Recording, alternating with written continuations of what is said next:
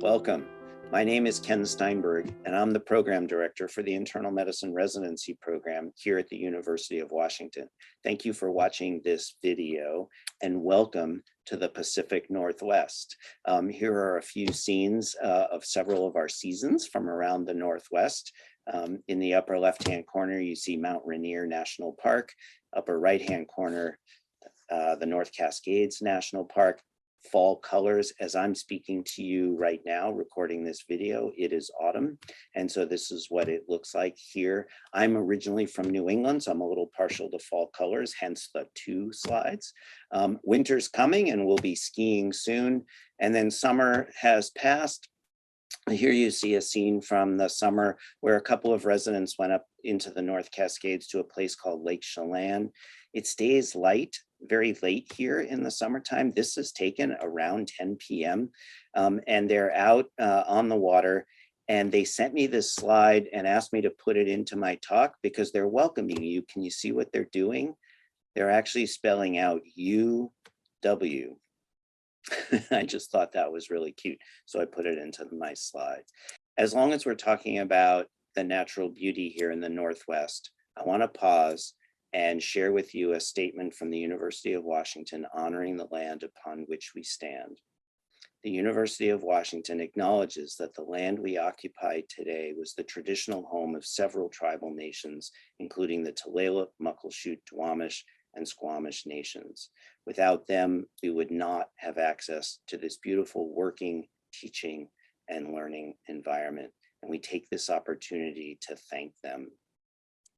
The land we're on is shown here. This is the upper left-hand corner of the United States, where you can see Vancouver and Vancouver Island to the north and Portland to the south. Seattle is sitting right in the center with the Olympic Mountains to the west and the Cascade Mountains to the east. And again, Seattle is in the middle here on the west side of Puget Sound. You can see that Seattle is outlined in red.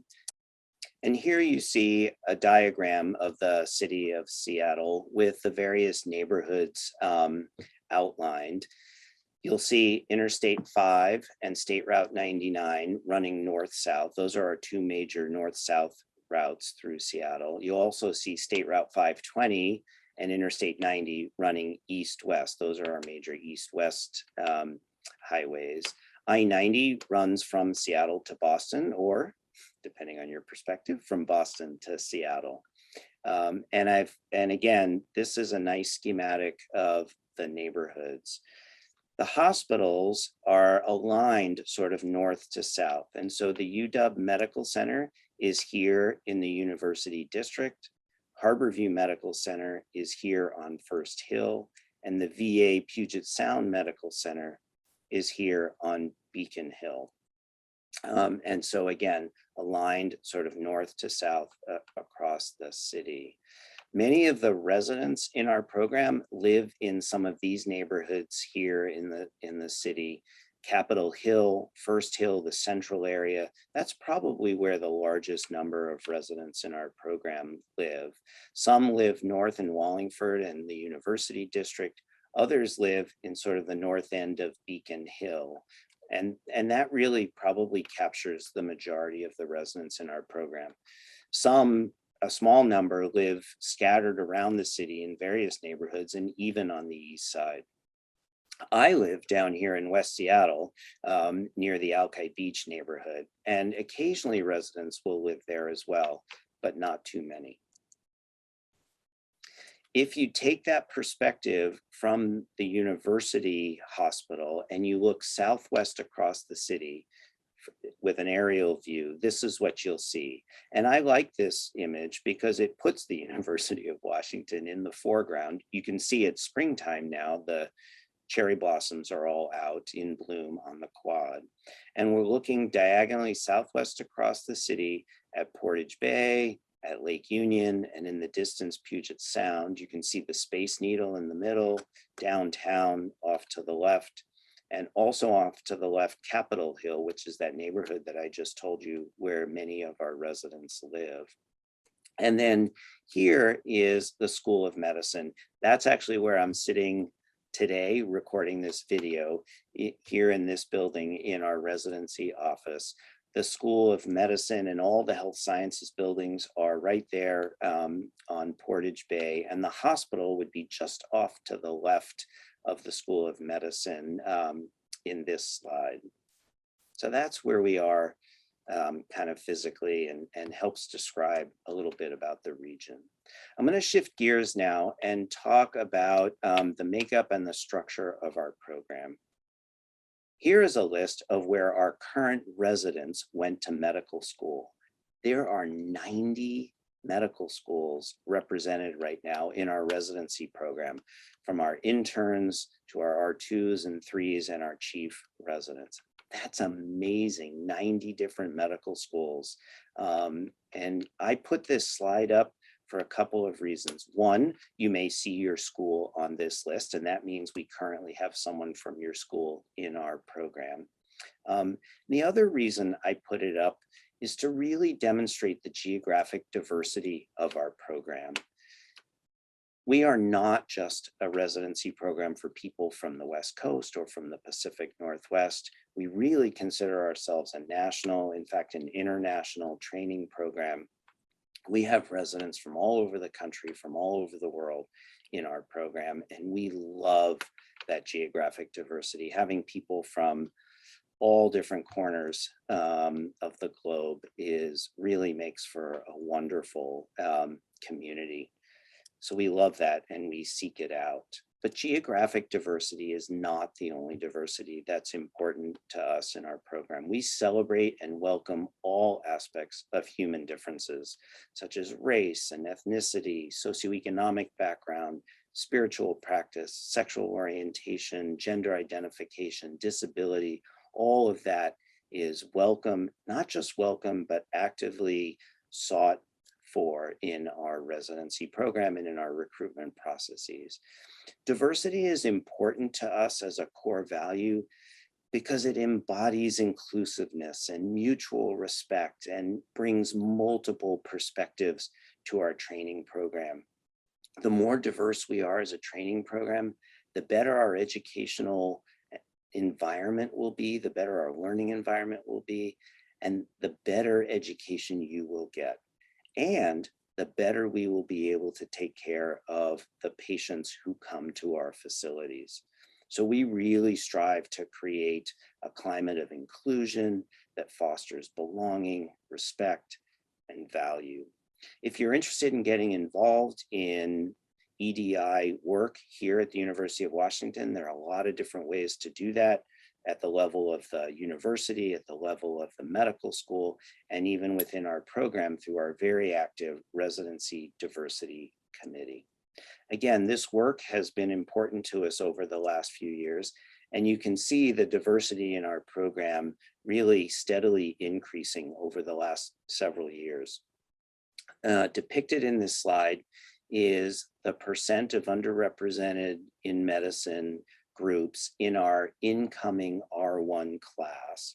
And again, a steady increase such that in this past year, the current R1 year, 19% of the class come from classically defined underrepresented in medicine groups. Our categorical track sits at 24% overall as a program at 19%. This does not even include other people of color who don't fall into one of those traditional URM groups, or people who identify as being LGBTQ or who come from diverse socioeconomic backgrounds. And if you include those other groups, the percentage of diversity in our program would be even greater. We're proud of this. We're not there yet. We're continuing to work on this. And I hope you embrace these goals and these values as well. The residents in our program are divided up amongst 3 tracks. We have 39 interns per year in our categorical track. Sometimes you'll hear that referred to as the traditional track. Not sure where that name came from, but most people now call it the categorical track. It's hard to stereotype that track, but most people in that track are interested in either subspecialty medicine or hospital medicine, or they are still undecided about their career goals. It's the best place to be in our program if you're undecided because it has the most curricular flexibility. Our primary care track, 13 interns per year in our primary care track. Again, a little bit hard to stereotype. Yes, people in that track are interested in primary care, but some are interested in academic general internal medicine, ambulatory general internal medicine, and others are interested in more practice-based general internal medicine, either urban general medicine, and we're a fantastic program if you're interested in caring for the urban underserved, or rural medicine. And again, we're an amazing program if you're interested in rural primary care. And so again, a mix of career goals, even within the primary care track. And then we have a preliminary medicine track, 13 interns per year in that track, divided almost equally between neurology and ophthalmology. So 65 interns in our incoming class. Kind of a small program, right? No, we're a big program. Not the largest in the country, but one of the larger programs in the country. And we love it.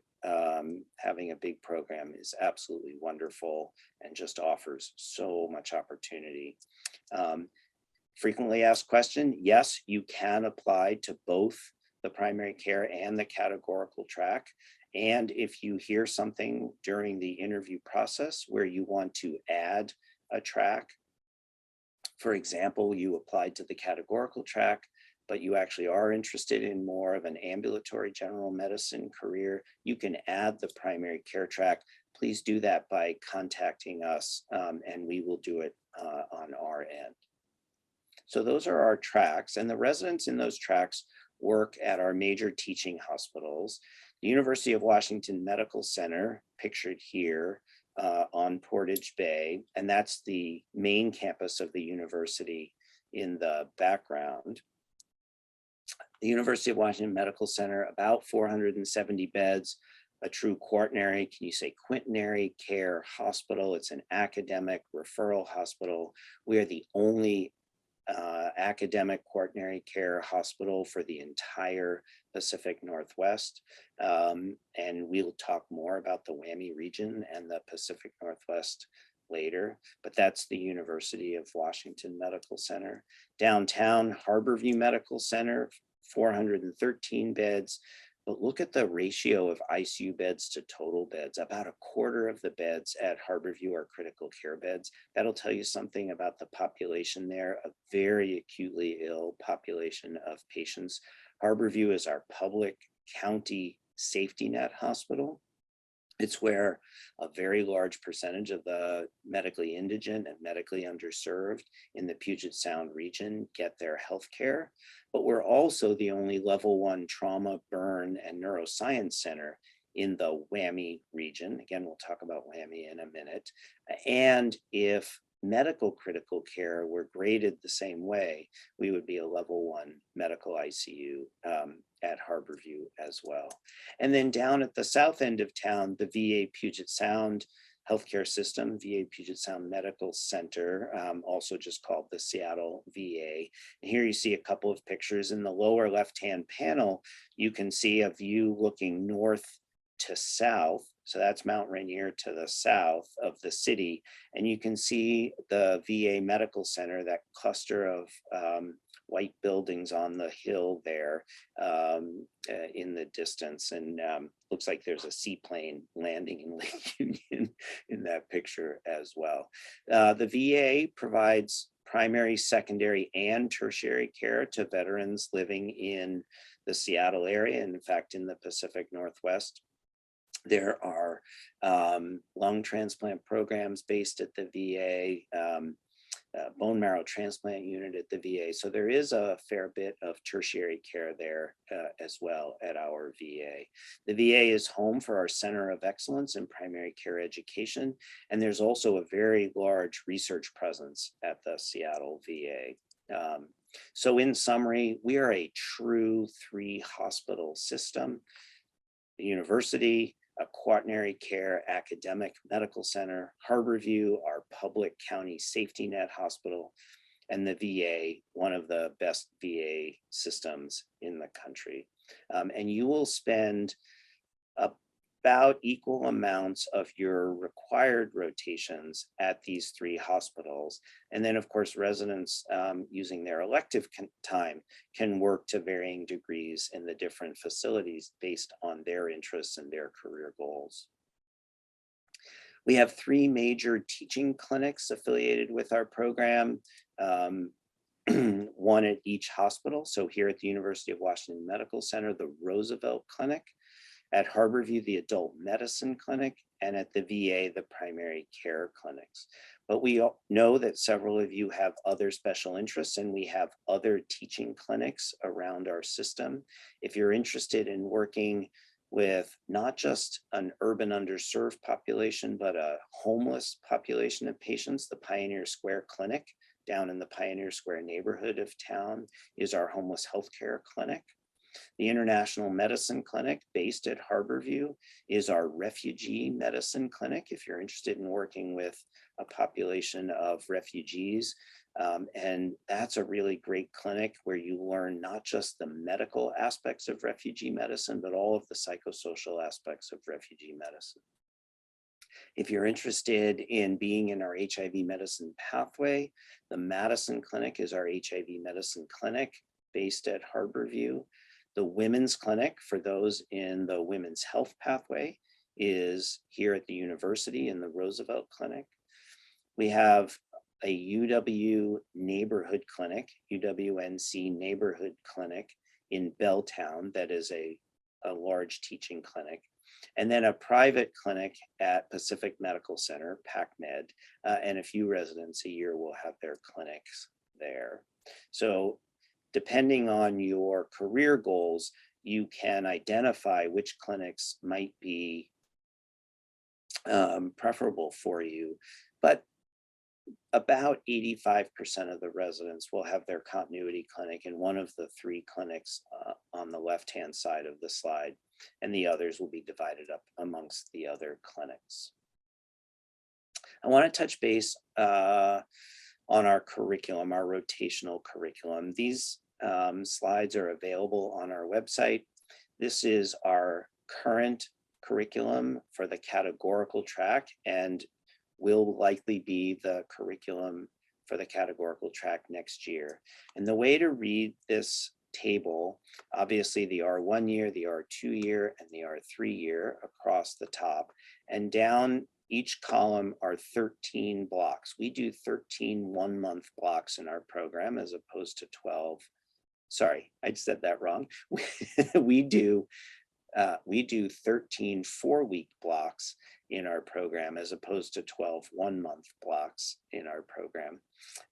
And so as you look down, you'll see 3 months of ward medicine, one at Harborview, one at the university, one at the VA, cardiology in the intern year at the VA, MICU at Harborview in the level 1 MICU, HEMONC here at the university. You'll do a block of either night or day medicine. You'll have a block that is split between elective time and risk. And then you'll have a clinic immersion block, 2 other ambulatory blocks, and 2 other elective blocks. And that's the R1 curriculum. I'm not going to go through the curriculum in detail for the other 2 years, but I want you to see what happens to the elective time in the R2 and the R3 year, steadily increasing such that more than half the time is elective time for you to shape the training that you want to get in our program. There are some asterisks on this table. We are a program that is now in transition from an overnight call model to a non-overnight call model. We still have a few rotations that have overnight call on them, but we are continuing to evolve that, and this will probably decrease over time. The asterisks are the rotations on which there is still overnight call. So Harborview Medicine and VA Medicine and Harborview MICU in the intern year currently still have overnight call. There are parentheses around the asterisk for UW Medicine, because in fact that is transitioning this year from a non-overnight call, from an overnight call rotation to a non-overnight call rotation. And I think you can see in each year, there are no more than 2 or 3 of the 13 blocks where there is overnight call. And again, we are continuing to evolve over time. Here's the primary care track curriculum for this current year. In the R1 year, you read it the same way: Harborview Medicine, UW Medicine, VA Medicine. So 3 months of ward medicine, 1 at each hospital, being exposed to all 3 different patient populations and healthcare systems. Again, cardiology at the VA, MICU at Harborview, and then 2 blocks of clinic immersion block, an ambulatory perioperative consult medicine block, an ambulatory dermatology block, and then 4 months of elective, and 1 of which is split as risk. Risk is our jeopardy system here in our program. Being a large program, we invariably have someone out sick. And so that risk is the way we cover for each other, and everybody spends 2 weeks on risk in our program. Again, the R2 and the R3 year, I won't go through in detail, but I want you to just see just how much ambulatory time and potential ambulatory time is available in those programs. Well, more than half the year can be spent in the outpatient environment. And so that's our primary care track curriculum for you. And again, the asterisks highlight those rotations that currently are still overnight call. We have several pathways to offer you as well, in addition to our rotational curriculum. And here you see listed 8 pathways that have been in existence for a while in our program. For many, many years, we've had the ABIM research pathway that's fast tracking into fellowship. And then over the years, we've built a global health pathway, an HIV medicine pathway, clinician educator pathway. The physician scientist pathway is not for people interested in fast tracking, but who still want to spend time developing as physician scientists, health systems, women's health, etc. In addition, this year, we have started our health equity pathway. It's currently in its first year, so next year would be its second year. That we're really excited to have kicked off that pathway this year. So 9 different pathways for you to take advantage of in our program. The ones that are shown in purple are those that you enter as an R2. You come in as an intern, and then during the first half of the R1 year, you decide if you want to enter those pathways. The ones on the right-hand side of the slide listed in blue are ones that you enter as an R1. So after match, if you match into our program, we will reach out to you and ask you if you want to be a part of one of these pathways. And because the HIV medicine pathway, the medical home pathway, and the women's health pathway have clinics aligned with them, continuity clinics aligned with them, that's why we want to start those in the R1 year. So those are our pathways, and we're really proud of them. I'll go in depth about just a few of them. Our global health pathway, which we started now over a decade ago, is currently run by Carrie Farquhar, who's a professor of medicine, professor of ID. She also is the vice chair of education in the Department of Global Health. And this pathway is designed not just to expose people to global health. We have rotations that you can do if you just want to do a single month overseas. But the global health pathway exists to promote and really enhance in a deep way the training for people who want to have a career in global health. And so this pathway will help springboard you into that career, whether that career is an academic or research-based career, a clinical career, or a policy career. The global health pathway may be for you. We have a global health chief resident every year. This year it's Lauren Onifre, who's now based over in Naivasha, Kenya. And she runs our clinical site there in Kenya and is our global health chief resident. The components of the global health pathway include a leadership course during the R2 year, and then 3 blocks of international work, global health work, again, either clinical work, research work, or policy work. There are also monthly global health lecture series, and you are required to complete a scholarly project if you're in the global health pathway. In fact, all of our pathways have a scholarly component to them. Our HIV medicine pathway, run by Jihan Budak, an amazing educator who works in the Madison Clinic, again, the HIV medicine clinic based at Harborview. And again, this is not just a pathway to expose you to HIV medicine, but actually to train residents who really want to have a primary care career for patients with HIV, either abroad or here in the United States. This pathway is not designed to be a springboard to an ID fellowship, although several of the graduates of the program have gone on to do infectious diseases fellowships, but many of the others have graduated from this pathway, taken the American Academy for HIV Medicine certification exam and been certified to provide HIV care, and then either as the majority or a large part of their practice post-residency is involved with taking care of patients with HIV. So the main part of this pathway is that your continuity clinic will be based in the Madison Clinic at Harborview. You will also participate in the HIV medicine immersion block. There are monthly journal clubs and clinical conferences, and again, a scholarly project. Another very popular pathway in our program is the clinician educator pathway, run by Gabby Berger.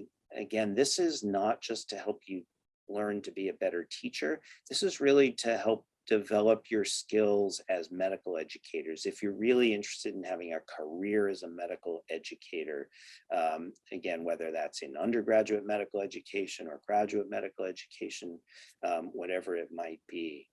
And this pathway is composed of several immersion blocks during which you'll learn to build your teaching skills, but you'll also learn a lot about medical education theory. You'll get mentorship from some of our master clinician educators here at the University of Washington, and you'll work on a scholarly project as well. That could be a medical education research project or a curriculum development project. In fact, our new health equity pathway was the curriculum project for 2 residents who just finished our clinician educator pathway. So that work that they did in the clin ed pathway actually became part of our core curriculum.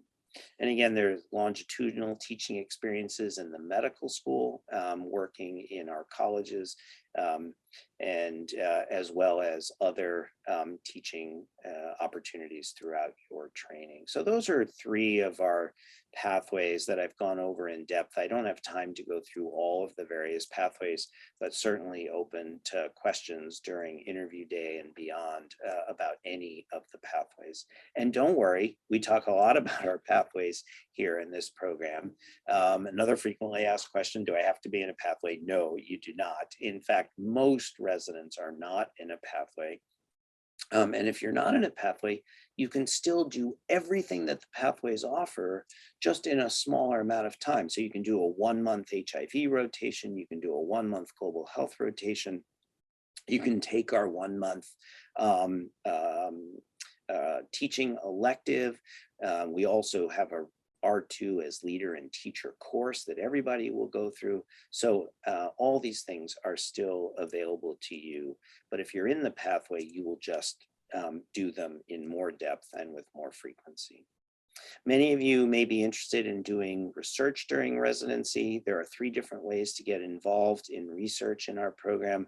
One is through the ABIM research pathway, fast tracking, where you do 2 years of internal medicine in our program and then fast track into a fellowship, either here at the University of Washington or elsewhere, if that's your preference. We have our physician scientist learning pathway. That's for people who are interested in a physician scientist career, but who may not have a PhD or may not have advanced research training. And they want to spend all 3 years in our program, but also get exposure to research techniques and data analysis and things of that sort.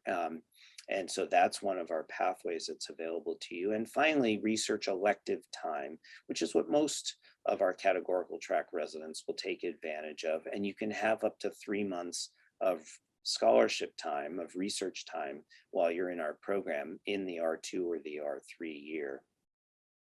So those are the 3 different ways of being involved in research during your time in our program. Switching gears a little bit again, I want to talk about how we do clinic here because it's a little different than some other programs you'll be looking at. We do what we call a full day accordion model of clinic. So many years ago, we did the traditional model of continuity clinic, which was a half a day a week, usually 1 afternoon a week of continuity clinic. And those days were just really hard. You got up in the morning, you had to go in and see your inpatients, and then you had to race off in the middle of the day to clinic and see your outpatients in clinic, still fielding phone calls, about your patients in the hospital. And those are difficult days. So in an effort to tease apart the inpatient and outpatient work in a given day, we created our full day clinic model where if today is your clinic day, you'll go for a full day. You'll get up in the morning and you'll go to clinic in the morning. You'll have lunch with your clinic team. You'll have a midday clinic conference, and then you'll have clinic in the afternoon and you'll go home. And you won't have 2 separate jobs in one day. So again, that's the full day component. The accordion component speaks to the fact that the frequency with which you go to clinic varies depending on the rotation that you're on.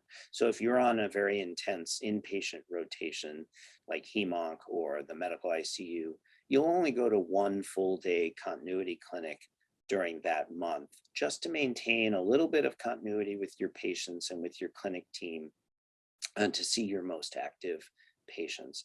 But if you're on a consult elective or an ambulatory elective or a clinic block, then you may go to 2 or even 3 full days of continuity clinic in a week.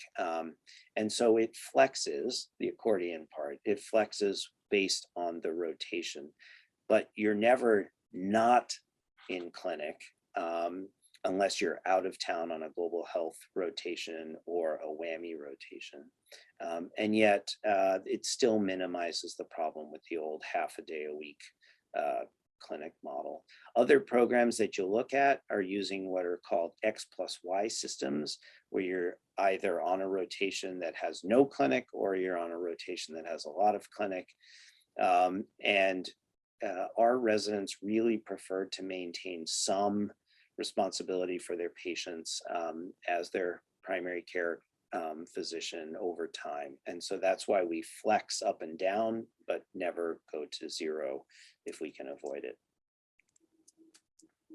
I've mentioned WWAMI several times, so let me talk a little bit about that. WWAMI stands for Washington, Wyoming, Alaska, Montana, and Idaho, WWAMI. We are the only academic medical center, the only level 1 trauma, burn, neuroscience, medical ICU, for over 25% of the landmass of the United States. That's crazy. That's an incredible catchment. Yeah, that much land. It's still only about 3% of the US population because there's a lot of rural space out there. And in fact, about 1/3 of people in the WWAMI region live in rural areas. But patients from around the WWAMI region will come to our healthcare system for care.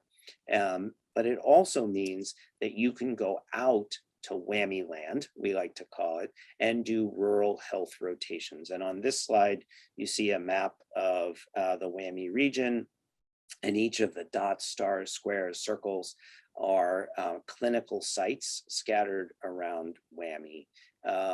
And our residents love to go up to Alaska, to Ketchikan, or to Soldotna, or Anchorage for clinical rotations, to Idaho, to Montana, Livingston, Dillon, Montana are two great rotations, out to Wyoming.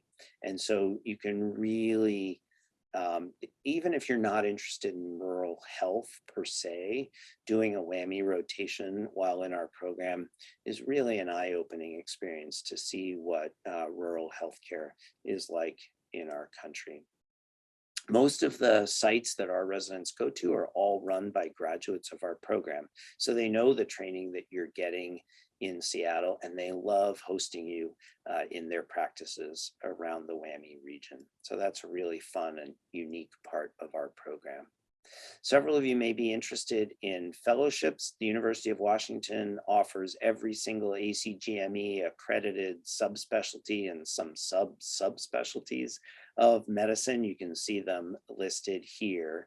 And our residents do incredibly well in the fellowship match. Our residents are known to be very well trained, and they are highly sought after. Here you see some numbers.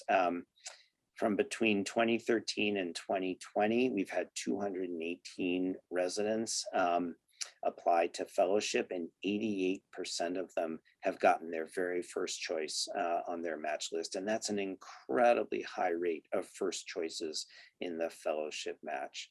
Here are the results from last year's fellowship match. And a slide like this would vary every year depending on the number of people that are going into any individual specialty. This is what it looked like last year. We had, and you can see the various subspecialties and the numbers of people that went into them, and just the places they went, are just some of the top training programs in those subspecialties around the country. Really great opportunities. This current year, we have fewer people applying in ID, and more people applying in cardiology and GI, et cetera. And so it just varies year to year. But the reason I put this slide up with the names is if you're at one of these institutions, these people will be first year fellows in your institution right now. And you can track them down, and they would love to talk to you about the University of Washington and our residency program. So that's why I'm sharing the slide this way. I'm going to switch gears again and talk a little bit about life in Seattle. Those are the Olympic Mountains off to the west that you see there. That's a parasol, by the way, just in case you were wondering, because it's just so sunny here in Seattle. And again, the state of Washington is just this incredibly geographically diverse state with mountains and water and desert and high plains and the eastern slopes of the Cascades, where all our apples and pears and cherries are grown, the wine regions, as well as the islands and the mountains. And so much of what is available to do here is based in the outdoors. If you like the mountains in the summertime or the mountains in the wintertime, or you like being out on the freshwater in kayaks or canoes or boats, or you like the North Pacific coast, which is really, truly amazing and dramatic. There's just a ton to do outdoors. You can stay more local and ride the ferries crisscrossing Puget Sound to the various islands. Here's the ferry to Bainbridge Island. Seattle would be off to the left. Bainbridge Island's off to the right. That's obviously Mount Rainier in the background. And that little peninsula of land sticking up in the foreground, that's West Seattle. The ferry goes right by West Seattle over to Bainbridge Island. Here's a group of interns that I went to Bainbridge Island with a couple of years ago for the day. There's our bad selfie from the ferry. So you can island hop is another big thing to do.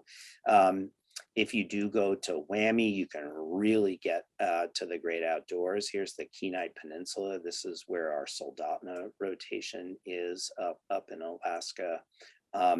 But there's also just a ton to do around town. I don't want to leave you with the impression that our program is only for people who are outdoorsy and who want to go hiking and backpacking.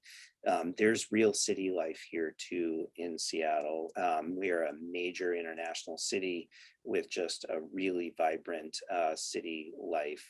And there's just a ton of stuff to do around town. There's a really great food scene here in Seattle. So there are restaurants galore, from cutting edge ethnic cheap eats all the way up to fine dining and James Beard award winning chefs and restaurants.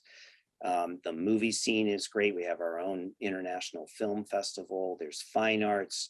There's music clubs and theater companies. We're famous for our music scene, and all that is getting restarted again post-COVID. Lots of farmers markets and breweries and wineries. The microbrew scene here is crazy, like it is in a few other places around the country. Pike Place Market, all of our coffee houses that we like to sort of hunker down in the drizzly weather in the wintertime. All sorts of festivals and lots of city parks to get out into, and just lots of things going on.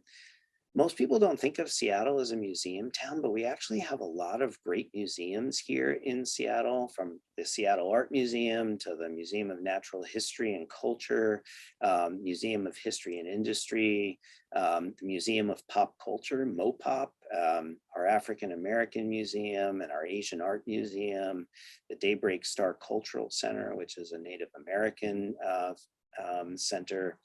Lots of things to do. Here you see Alice Mao, who graduated from our program a little over a year ago at the Dale Chihuly Glass Museum. Dale Chihuly is one of the world's preeminent glass artists, and he lives and works here in Seattle. You may recognize some of these pieces, and they're on display at the Chihuly Museum here in Seattle. Just a really fabulous way to spend an afternoon. And in addition, we have lots of events during the year for you to partake in. Many of these took a hiatus during COVID, but they are all starting to come back now. We'll have almost a week together during orientation.